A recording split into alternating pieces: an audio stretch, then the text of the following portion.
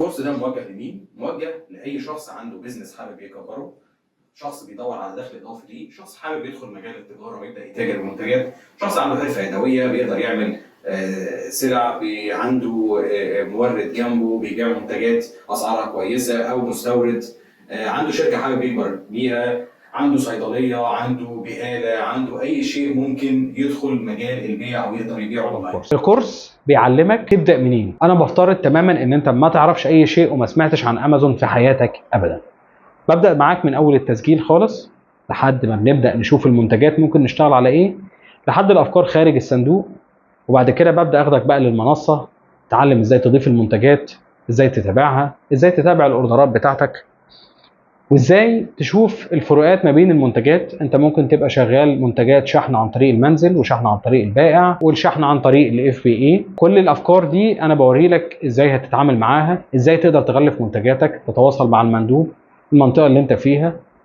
افكار بتسهل عليك كتير جدا، تسلم ازاي منتجاتك بشكل بسيط، تتجنب اي اخطاء فيها، تتابع التعويضات لو في مشكله في اوردرات اتاخرت عليك تقدر تشوف هتجيب حقك ازاي، تاخد ازاي فلوسك منهم. منتج راح لعميل ورجع واتخصم من رصيدك تقدر تتعامل معاه ازاي. كل شيء على المنصه تقريبا هنبدا نغطيه.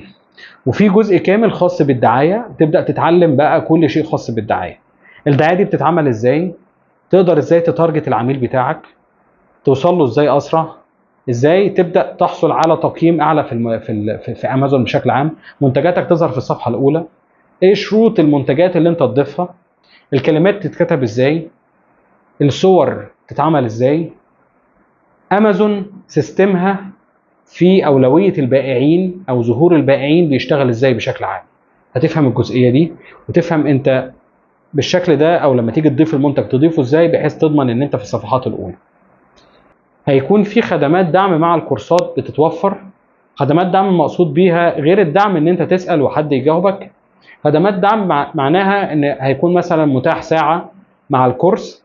الساعه دي انا بدخل معاك بنتناقش في الافكار، او لو عندك مشاكل في حاجات معينه على المنصه، او لو مش فاهم حاجات معينه، اي اسئله او اي حاجه محتاج تفهمها بشكل عام، اي مشاكل بتقابلك على المنصه. بيكون معاك مع الكورس ساعه بنحجزها انا وانت بوقت معين، وبندخل مع بعض اونلاين نتناقش في المشاكل اللي موجوده نحلها مع بعض. لو في حاجه هتاخد وقت هدخل معاك نبدا نشوفها.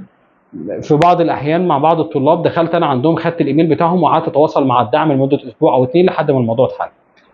ففي حاجات كتيره جدا. انا كده الويب سايت او الدعم اللي موجود فيه موجود طول الوقت، وانا مش بسيب اي شخص بياخد الكورس ده. انا عايز اتاكد تماما انه هيقدر يكمل لوحده، هيقدر يكمل بدون ما يقع، هيقدر يكمل وحياته هتكون افضل ويحسن معيشته. الكورس جميل جدا في انه كبدايه لو انت ما بعتش في الخليج او ما بعتش في الامارات او السعوديه، يفضل تبدا الاول بمصر. مصر ما زالت هي السوق الاكبر في الشرق الاوسط حاليا كعدد سكان وكسوق وكفرص نمو لمنتجات ودخول تجار جديده. لحد النهارده امازون بدأ في شهر 9 تقريبا 21، لحد النهارده لسه في فرص لمنتجات جديده تدخل السوق، وفي تجار بيدخلوا جديد السوق بيقدروا يبيعوا بكميات كبيره كمان. ففي فرص دايما وفي فرص كل يوم ان انت تبدا، بس الخطوه بس المتبقيه ان انت تبدا وتبدا تتعلم الدنيا دي بتمشي ازاي، او تتعلموا البيع على امازون ده بيتم ازاي. امازون هي تعتبر الحوت الكبير في اي سوق. مفيش دوله دخلت فيها امازون في التجاره الالكترونيه والا هي بطريقتها باسلوبها بتستحوذ على نسبه كبيره جدا من السوق في التجاره الالكترونيه، تكاد تتعدى 85% من التجاره الالكترونيه كمان بتروح ليها، بسبب انها بتتعاقد مع شركات في البدايه، بتتعاقد مع موردين كبار، مع مستوردين، بتبدا هي نفسها بتبيع منتجات. ومش في مجال واحد، لا ده بتبدا من الطعام والاغذيه لحد اي منتجات ممكن تيجي في بالك بتقدر تبيعها.